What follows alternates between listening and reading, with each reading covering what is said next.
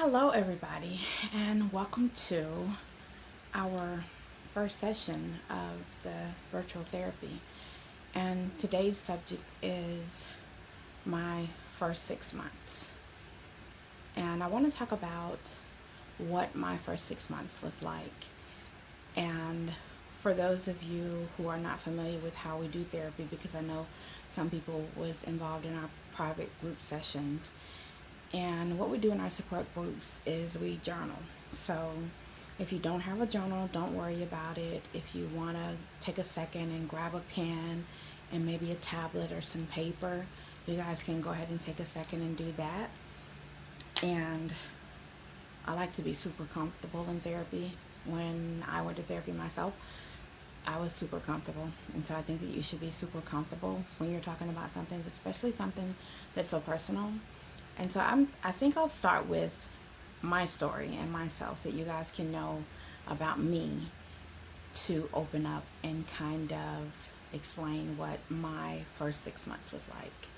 And so, hindsight and looking back, you guys actually are in a, not really a better position, but a jump start, something that I didn't have because there was no social media. There was no one to tell me what it was like, to live and losing a child and what my life was going to be like moving forward if I could move forward. There was no one to tell me that because all I had was the professional aspects of it. I'm going to take a sip of water here. I like to have something to drink. Excuse me. So if you guys want to grab something to write with, journaling was a big part of me doing my therapy because it helped me get out emotions. And what I learned to realize is that keeping things in all the time, as we sometimes do, is not really a good thing because either way, those emotions are going to come out. And they're either going to come out in a negative way or they're going to come out in a positive. They can come out in a positive way. So it's kind of up to us, if we can, to try to direct the way those emotions come out so that they don't come out in a negative way. And so before I get started, I want to start with therapy routine and rebuilding a normalcy. Routine is very, very important. It's very important when you're trying to hold yourself together, keep yourself together, because for me, I was falling apart. When I got the news of my 17-year-old son being killed, I was called to the hospital. After I had been calling the hospitals and looking for him all day, and it was beyond the time that he was supposed to be home from school, I called the hospital because, I knew of the privacy rights because I worked for an insurance company.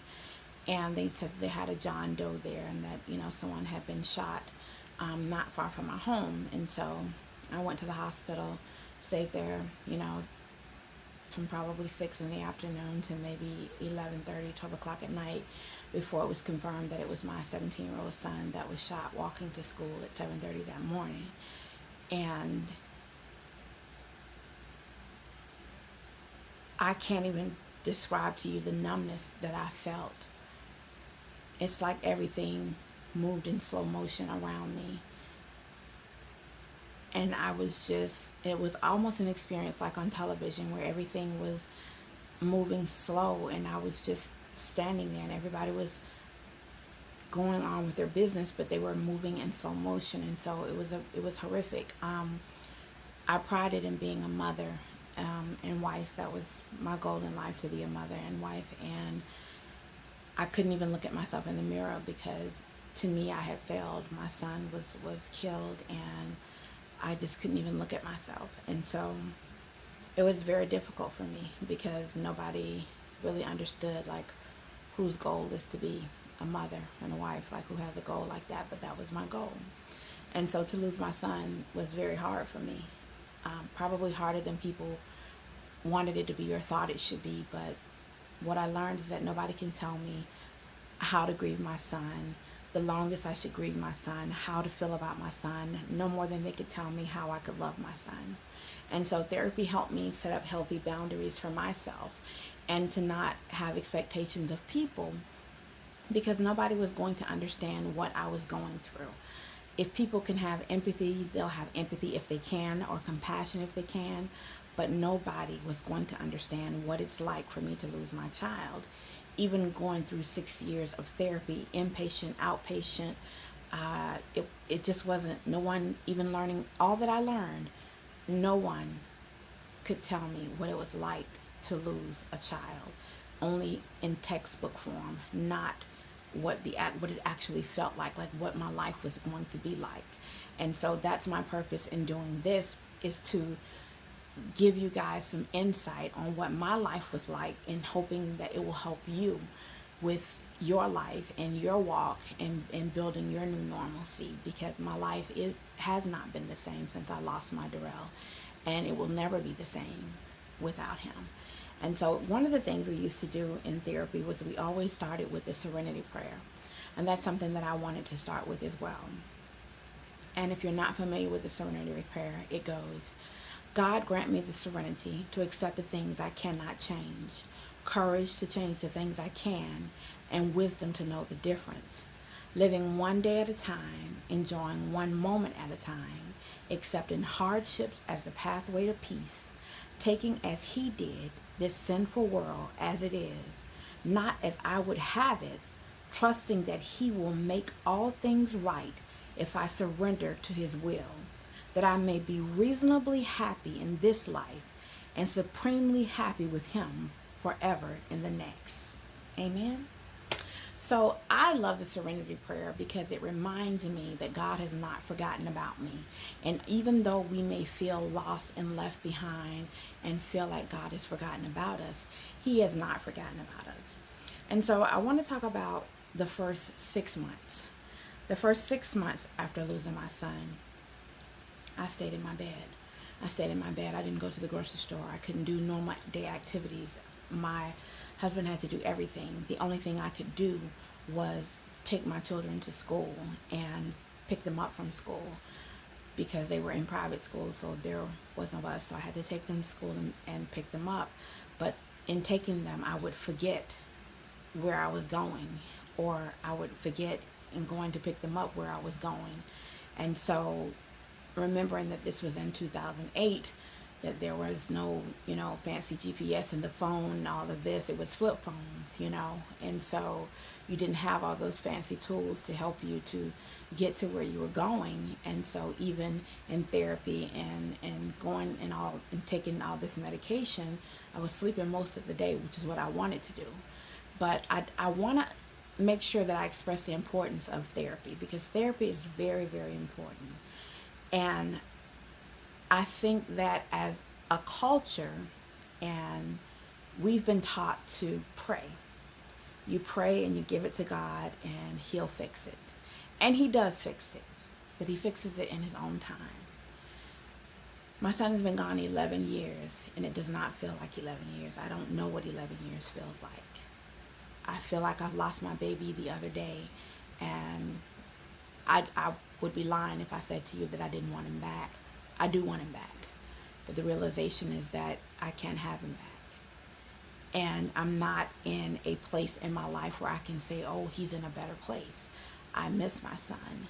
But I know that I had to learn how to live through this for my other 4 children. That at some point I had to get my life in a position to be able to give them the same love that I was giving all 5 of my children. They were still entitled to that same love. And so I had to, in order for me to be there for them, I had to get better for me. And so my recommendation is that, I know that it's a very dark time, and that, in titling this our first 6 months, is that think about what your daily routine is. And, like I said, I was able to take off for 6 years. And so if you're not in a position to where you can take off for 6 years, then I would recommend just creating a healthy routine. So if you have to go to work, you have to get up, you have to go to work. It's something you have to do. The bills have to be paid. You have to keep going. Create you a healthy routine.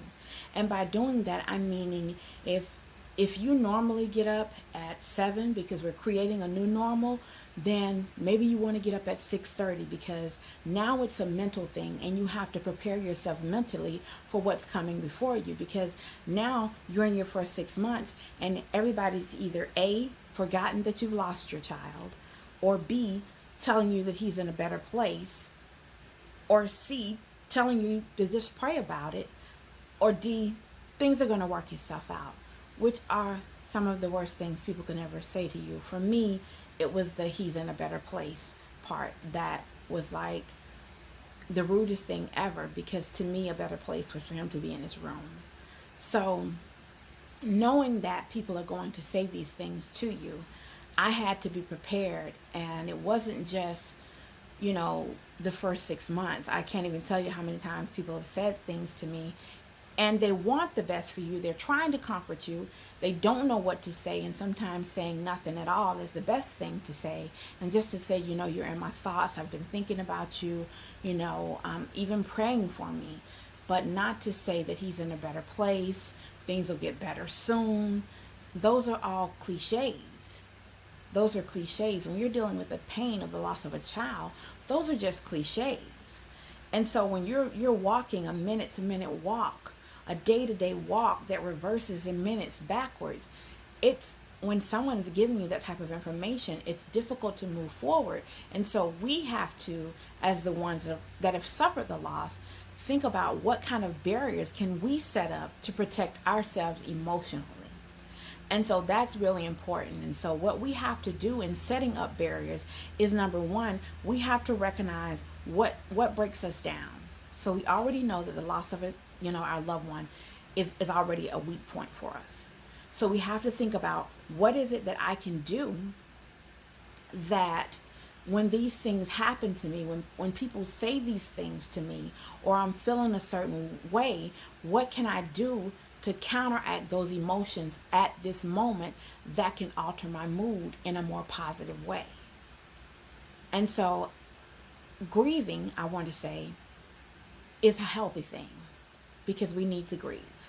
So we need to grieve, we need to cry. There's no time frame on it. There's no, it's been a while, you need to pull it together.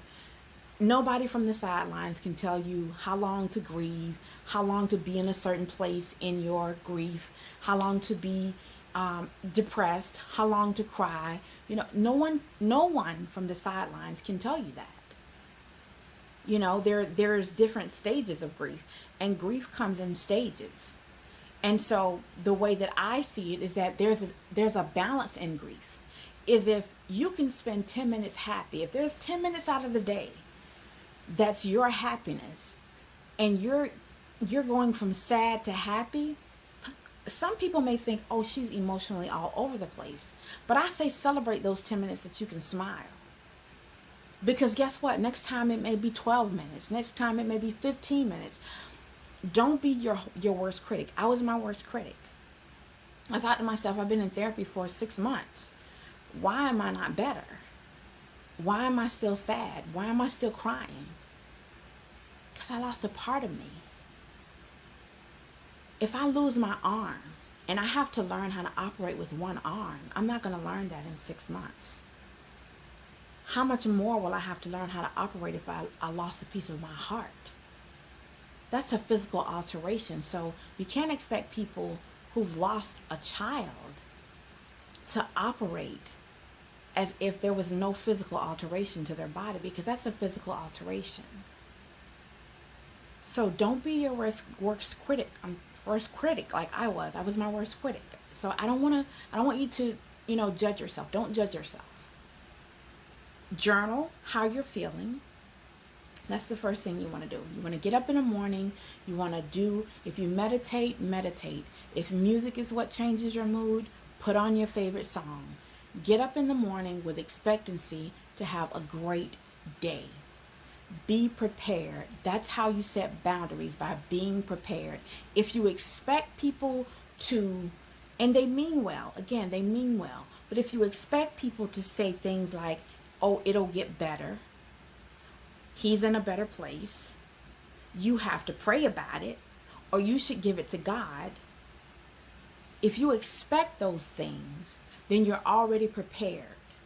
So you get up in the morning, half an hour before you normally get up, do whatever it is that makes you relax.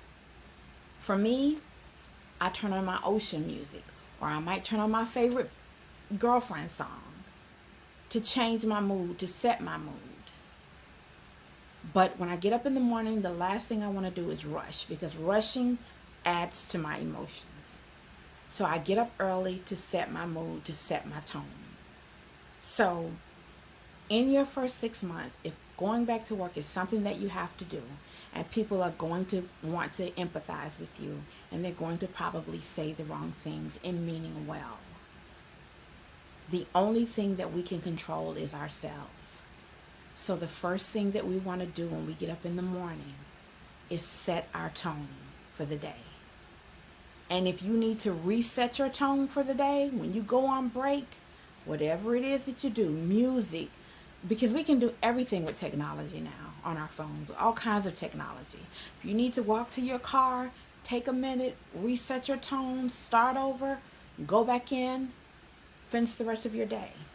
But understand that the only thing that you can control is you. And so I encourage you to journal,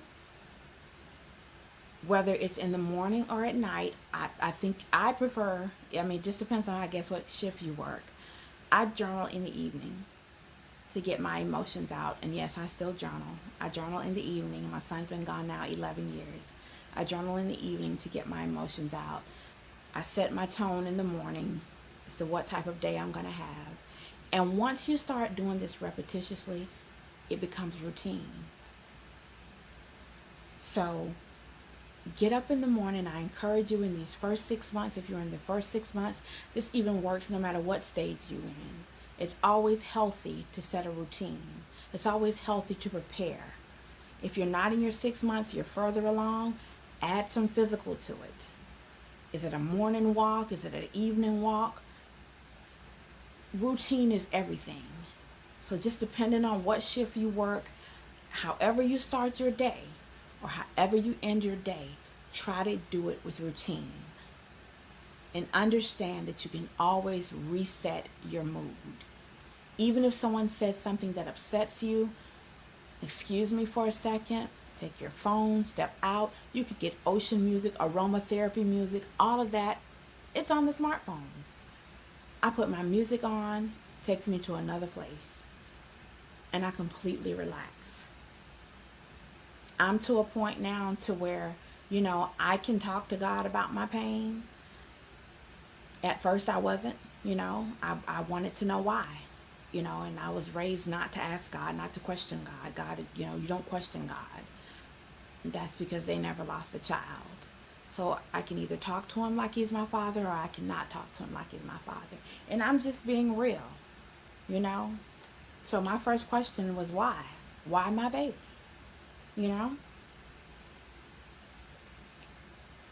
So that's just something to give you guys just to start. If you're within your first 6 months and you're dealing with this thing, you're going to have people that want to support you. They don't know how to support you. If you're watching this and you want to support somebody and don't know how, and you don't know what to say, we have a Facebook page. There's some videos out there that can help you with that. A lot of our videos are on there before we started our Facebook page. So we have some videos out there that, just some helpful things to help you guys know how to support your loved ones in their loss. And it's also some helpful things for you guys who actually suffered the loss.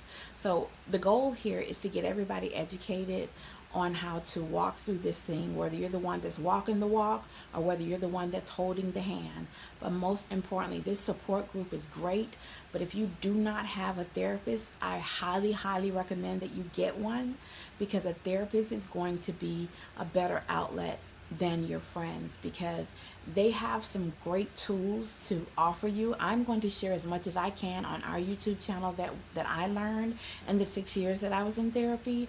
But I highly recommend that you guys get a therapist, so that you can go to therapy and learn these different tools and learn about yourself. I learned a lot about myself, which taught me how to set boundaries, because you have to set boundaries, because now If we weren't emotional creatures, we are now. And so we have to know what our limit is. And those are called boundaries. And so we have to know when to stop people from going over those boundaries, or when to set those emotional boundaries to say, you know what, I'm at my boundaries. I need to protect myself emotionally. So I have to stop here in order to keep me safe. Because it's our responsibility to look after ourselves, because we have to keep ourselves healthy so that we can function and walk through our walk of new normalcy. So I hope this information was helpful to you guys. Don't forget to like and subscribe and to share our videos. We have a Facebook page to the DSB Variety community. We're also on Instagram. We're involved in the community helping the homeless. You can always message us on Facebook or here on YouTube. And if you want to be a part of it, we'll be glad to, have you come out and just be a part if you're in the Jacksonville area.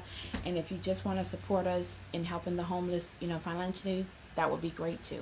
So, but more importantly, we want you guys to learn how to walk in your new normalcy. Thank you for joining us today here on YouTube, and we'll see you guys soon. Don't forget to your comments and questions below. I will answer those questions, or you can go to our Facebook page if you have questions. Just title it 6 months so that I'll know which video you're referring to, and I'll be more than happy to answer your questions.